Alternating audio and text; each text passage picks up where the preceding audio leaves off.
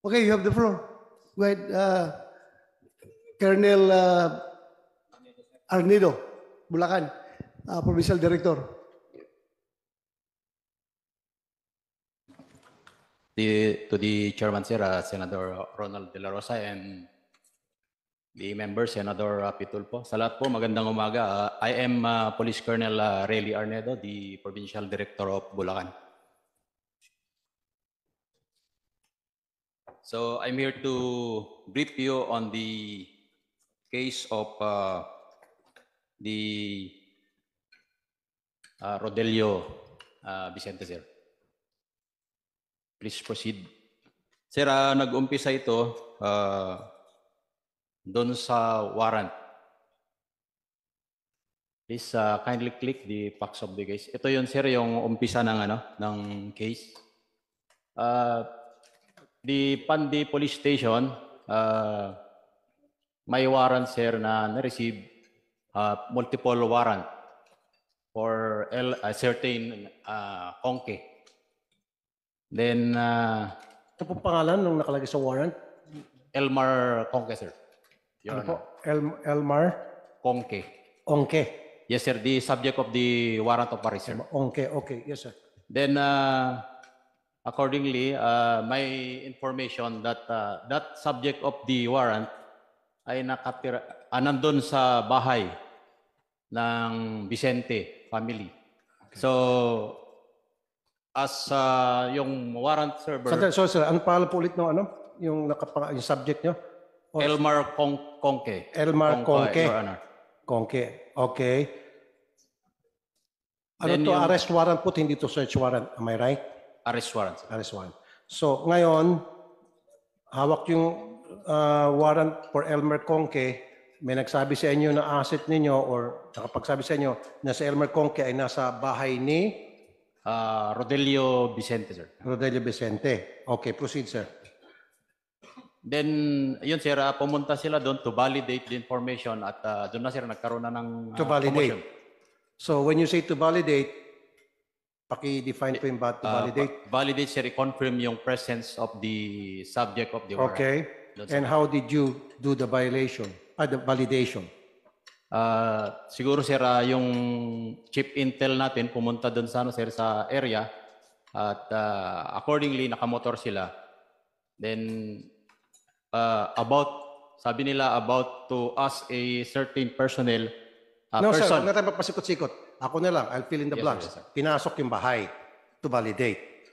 May video ako, sir. Huwag kayo magsinungaling. You're under oath, right? Under oath po ito.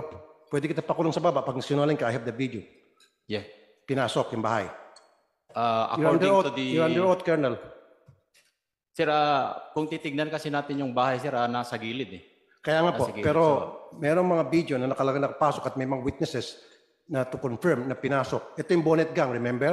Yes, Your Honor. Nakabonet sila, di ba? Yes, Your Honor. So, I'll fill in the blanks. Pinasok. Yun yung sabi ng mga witnesses. Yun yung nakita sa video, pumasok sa loob. Yes, Your Honor. Okay, very good. Buti na lang kasi kung hindi, muntik-muntik ka na makulong sa baba, Colonel. Promise. Okay. So, pinasok. Pagdating po sa loob ng bahay, again, yung hawak niyo po, warrant of arrest for Elmer Conke. At wala kayong kasamang hawak na search warrant. Wala, Your Honor. Okay. Despite that, pumasok kayo sa loob ng bahay, nakabonet yung mga kasama mo. What happened then nung nasa loob kayo ng bahay? Siguro, Your Honor, tanungin natin yung kasi sila yung nandun sa area, yung personnel, Sino yan? Pandi Police Station? Pandi Police Station. Your Honor. Sa saan sila? Kasama sila, sir. Halika kayo dito. Para mupo kayo dyan. No? Nandito, sir, si Lieutenant Bernardo, the Chief Intel ng Pandi, na yun yung Sige. nasugatan doon sa Upo kayo doon. Lieutenant commotion. Bernardo. Sige, upo ka dyan. Sino pa kasama mo? Yung operasyon na yun? Warrant officer, dito. Upo ka. Patulungan yung PD niyo sumagot sa mga tanong dahil the PD is only relying on your report. So kayong nasa ground. So kayo ngayon sumagot kung anong nangyari doon. So, Yes, kasama ka ba sa operation?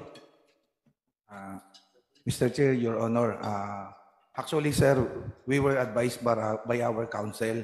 Since the case is pending under trial, and actually po kami po ang complainant laban sa kanila, nakapiyansa No, po just sila. answer it, sir. Kasama ka ba? Sir, I opt to invoke my right against self-incrimination. Pero nung in-interview kita sa Wanted sa radyo, napaamin kita na kasama kayo. Sir, under trial na po yung sinampa namin kaso laban sa kanila. Ito nga masakit, Mr. Chair. Yung biktima, ang makukulong pa ng di oras. Sana ma. Ang kapal na mukha mo. Ang kapal na mukha mo. Biniktima nyo na nga, bibiktima nyo pa sa pamagitan, ipakukulong nyo. Sasampahan nyo ng kaso. Unang-una, illegal entry. Tapos pangalawa, Mr. Chair, kukwento ko na, nakabonet mga hinayupak na to. At sabi pa ng kanilang hepe, nung makausap ko, sabi ko, bakit nakabonet yung mga pulis nyo? Alam mo, sabi niya, kasi mainit dito sa Bulacan eh. Pati ako nga, nagbobonet ako eh. Recorded yan. Sinabi ng stupidong hepe ninyo. You cannot deny anymore. Kahit na nasa korte ito, kasi recorded yan eh. Kaya ro kayo nakabonet, kasi pinapayagan ng hepe ninyo na magbonet kayo sa operation dahil mainit daw. Imagine that kind of excuse, Mr. Chair. Ikaw po dating Andito ang PNP hipe? chief. Andito ang hipe? Oh. Upo Sir, ka. kasama dito, sir, Your Honor. Upo ka dito. Ito masakit, Mr. Chair eh. Biniktima na nga, nabugbog na nga, nakulong pa, at ipakukulong. Kasi, Mr. Chair, sabihin ko yung what transpired after that. So, nagkaroon ng commotion because nabulaga yung may-ari ng bahay. Sino kayo at wala kayong hawak na dokumento and all. At nakabonet kayo. So, pumalag, natural, Mr. Chair, kahit na ikaw, baka ito akyat bahay. So, dinampot po, sino dinampot dito? Si Mr. Vicente, at dinala po sa kulungan dahil resisting arrest daw. O dahil, anong tawag noon, yung direct assault or something. Direct assault. Kinulong po siya. Ngayon, binisita po siya, sino yung anak niya? Si Mr. Vicente. Karapatan niya bisitahin yung kanyang tatay. Pagdating po doon sa kulungan, pati itong si Mr. Julius Vicente, kinulong din ng mga hinayupak. Son of a bitch. For what reason? Bakit nyo kinulong yung nagbisita? Sino nagkulong nun?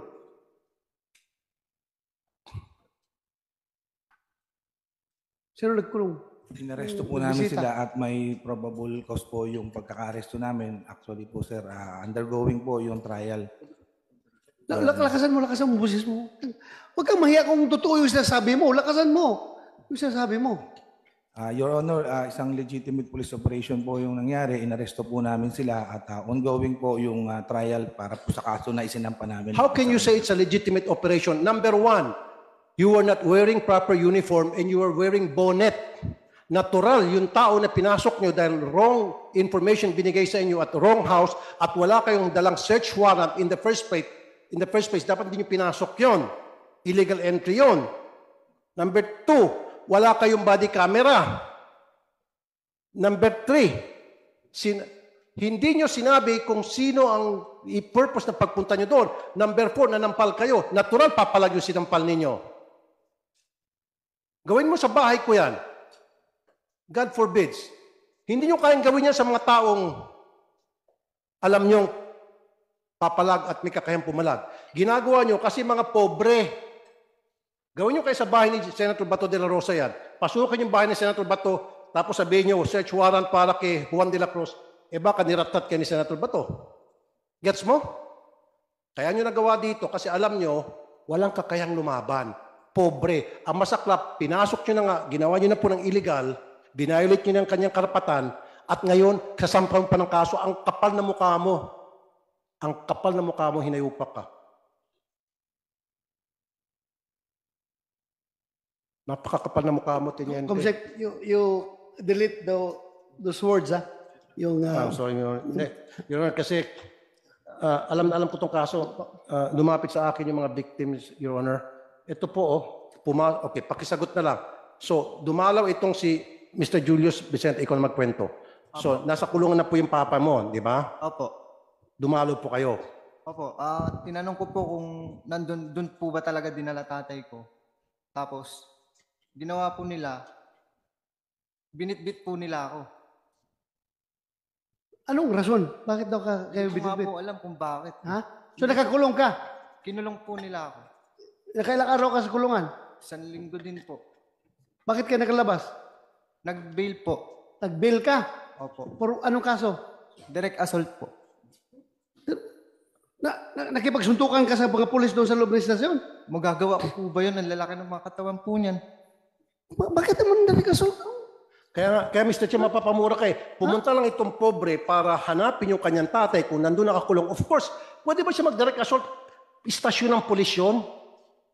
And then, kinulong siya, kinasuhan ng direct assault. Sino nagkulong sa'yo?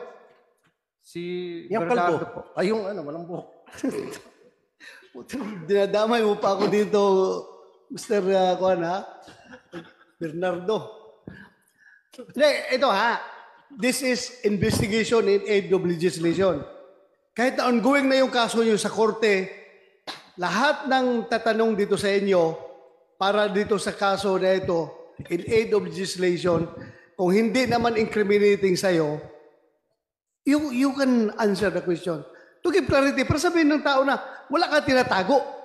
Nakakaya naman naka-uniforme ka, tapos puro ka lang dyan na invoke my right to against self-incrimination. Tapos ang tanong naman is hindi naman makaka-incriminate sa'yo. Ito yung mga factual questions kung leading to that incident. Yun lang naman Yes, ang Your matanong Honor, dito. sir. Hindi ka naman didiin dito. So, sagutin mo lang kung anong... Your Honor, allegation po nila yun. Yung pagkaka-aresto po sa kanila sa site, yun po ang nasa affidavit at yun po ang tunay na nangyari. Hindi, ganito. Pinapit na naman ang basihan mo sa pinapit. Yung, mamaya na yan. Tanungin lang muna kita dito. Wala akong pakialam doon sa ama. Ha? Yung anak na pumunta sa estasyon, bakit nyo kinulong? Wala pong katotohanan yun, Honor. Sa site po sila na-aresto. Saan? Sa site po, malapit po doon sa pinangyarihan ng assault nila sa akin. Pati itong anak na bumisita sa Yes, estasyon? Your Honor. Oh, so doon ka daw sa set na Hindi po, Your Honor. Kita naman po sa CCTV po yun. may CCTV kayo? Opo, Na hindi ka hinuli doon sa Opo, site? hindi po. Siya lang po. Siya lang. Tatay ko lang po yung hinuli nila. Mr. Chair, i-contempt natin to. Kung mapakita natin CCTV na hindi ka sa site. CCTV. Tingnan mo natin. Makita sa CCTV, I want to put this guy in contempt. Saan yung CCTV? Can we show the CCTV? Meron. Sa TV po. Cellphone. Mr. Julius, ayan, meron ka, pakibigay.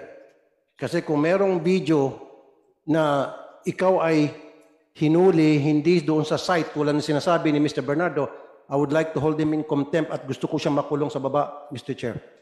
Yes, but before I roll on your motion, I would like to Yes, Mr. Chair. watch the video. Saan galing ang video mo, Julius? Sa kapitbahay po namin na naka-direct yung po sa bahay namin yung CCTV po. Okay. Thank you. Sir Julius, yung video na ikaw ay hinuli hindi doon sa site kundi outside, away from the site. Hindi po. Bali po yung hawak ko pong video po na tatay ko lang po hinuli. Tapos nandun po ako na papaalis pa lang para sundan po ang tatay ko. Okay. Nakatunayan pong hindi po ako doon hinuli sa mismong site po. Okay, so Tingnan natin. Tingnan natin yung video. Kasi when you say site, Mr. Chair, doon sa bahay na kung saan, sabi nila, nakita nila, yung, may information sila, nandun yung subject ng warrant. Yun yung site. So, tingnan natin po yung video. While we're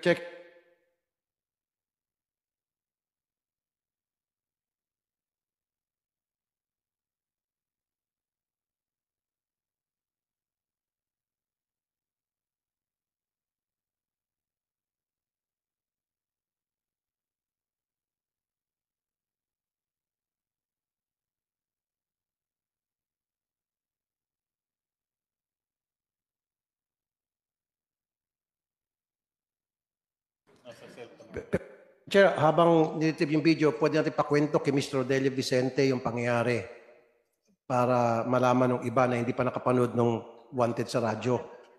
Pwede yung pakikwento, Sir Vicente, yung pangyayari. Yes, Chairman. Ako nga pala si Rodelio Vicente.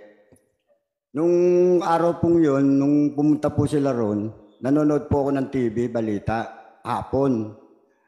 Ngayon, may nadidinig po akong nag-uusap dito sa may kusina ko na si Bernardo, kausap yung anak kong lalaki na nagluluto.